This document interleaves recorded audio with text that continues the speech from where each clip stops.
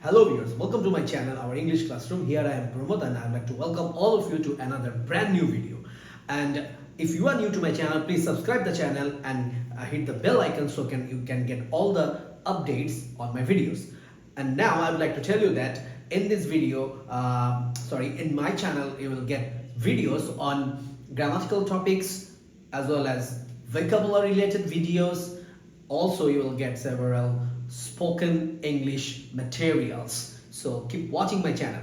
Okay, so in this video, I will discuss about one of the most important topic in English language, that is a use of a special conjunction, and this conjunction is lest. Look at the spelling, it's L-E-S-T, lest. And you might be familiar with another word, that is least, L-E-A-S-T, least. But remember, these two are not the same thing. Well, least is a type of an adjective and it is the superlative form of little. We use little in positive degree form, we use less in comparative form, and we use least in superlative form. That is adjective. But here the word lest, lest, it's a conjunction. Okay? That means it is used to connect two clauses, or more specifically saying, it's actually a subordinating conjunction.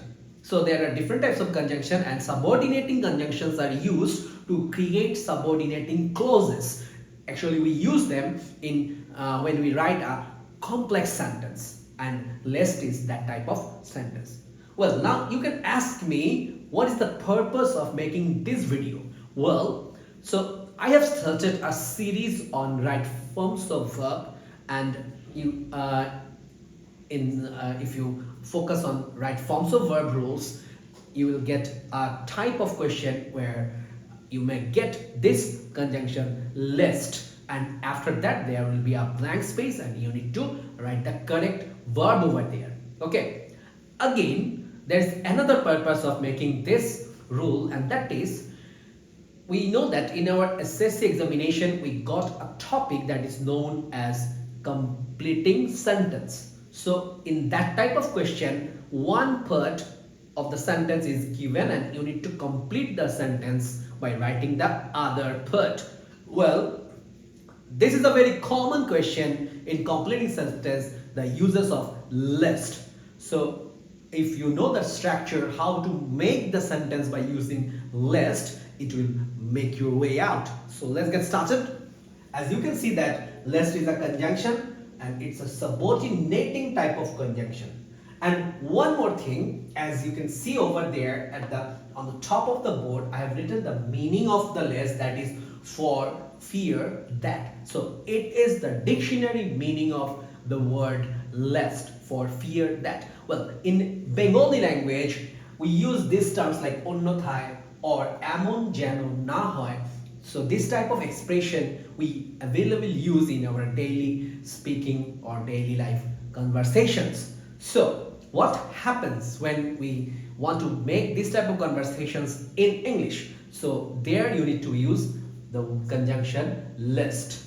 Okay, and it's a negative sense making type of conjunction. So there are some words in English language, though they are not directly negative words, but they make negative sense. For example, hardly, barely, scarcely.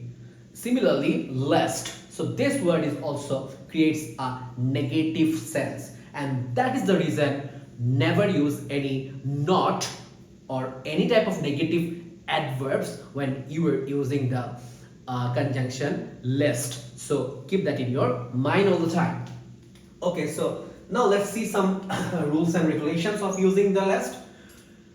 Lest uses modal auxiliary should in principal clause. Well, as I've already said that we use this subordinating conjunction lest to join two clauses. So obviously when we are making any complex sentence, there is a main clause and subordinate clause. So when we are making the sentence by using lest, after using the list, your main verb will take modal auxiliary verb should before it, and that is the point. So this is the structure: subject then verb, then list, followed by the subject verb is followed by list, and the entire clause will be followed by list, and that is subject should plus V1 form. So that is the point.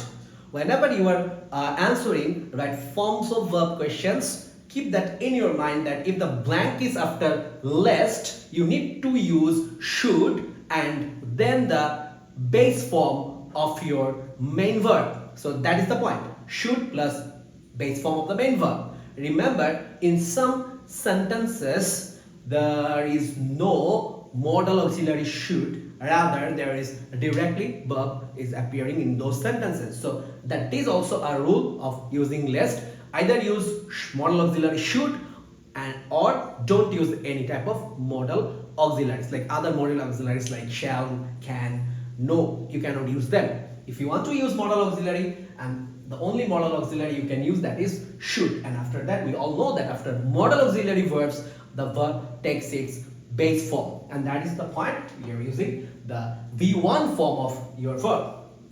Well, and there is another point of using the what tense it will be. Well, there is actually no binding of using any specific tense. Whatever tense you want to meet, like your conversation demand, it will depend on your conversation, or it will depend on your writing purpose, that what will be the tense of the first verb. So it can be present tense, it can be also past tense. So it depends on your purpose. And remember another structure, that is imperative sentences. Sometimes list connects an imperative sentence with another sentence. So it's very common that you may get sometimes an imperative sentence at the beginning and followed by list. Okay, so let's take some example over here. So number one, he walked first. So here I have used V2, that means past indefinite tense. He walked first, list, he should miss. That is the point. So what is the verb pattern? The verb pattern, first I've used a modal auxiliary should, and that is followed by the V1 form or the base form of the main verb. So my verb is miss, that is the reason. And look at the structure. What does it actually mean? He walked first, that means he walked first, he did the action. Why he did the action? He should miss the flight. That means there was a possibility of missing his flight, and he didn't want to miss his flight. And there is the point that he didn't want to miss his flight, and that is the reason he was walking fast. So look at the structure. There is no negative words like not or no. Still the meaning is like it is making a negative sense. So that is the benefit of using list. Then example number 2. It's an imperative sentence at the beginning: attend the class regularly. So it's an advice or order, because it has started with a verb. There is no subject at the front. So attend the class regularly, lest you should miss an important lecture. Similarly, the verb after lest got should along with base form of the verb. So here it's also creating a negative sense. Okay. And the final example: I obeyed her. I obeyed her. Again, the verb is in the past form, lest he should be angry, lest she should be angry. So here the verb is be. Remember that be is the base form of to be verb am, is, or was, were. So that is the reason sometimes you can also use your to be verb, because it depends on the purpose, where and in which context you are using your sentence. So focus on your context, and accordingly you should use your verb. Okay, so that is the point. So here the simple trick is use should and followed by a base form of the verb. So I hope this video will help you a lot for understanding list and using list in your daily sentences. And remember, if you go through the Google, you can see that this uses of list, it in modern English, it's the use of list is very rare, and actually we do not use this type of conjunction nowadays to making sense like that type of negative senses. So rather we get so many other conjunction like otherwise. So we can meet our purpose by not using lest. But in old English, if you look through the books in 18th century, 19th century, there you will get that in those books the use of lest is very common. So that's the thing. But we all know that we need to answer or we need to take preparation for our exam, and in exam you get right forms of verb things. You might get completing sentence having the structure of lest. So you need to obviously you need to know the rule of writing a sentence by using list. So I hope you have enjoyed the video and keep watching my channel. So please like the video and share the video. So that's all for today. So see you in the next video. Till then, goodbye and take care.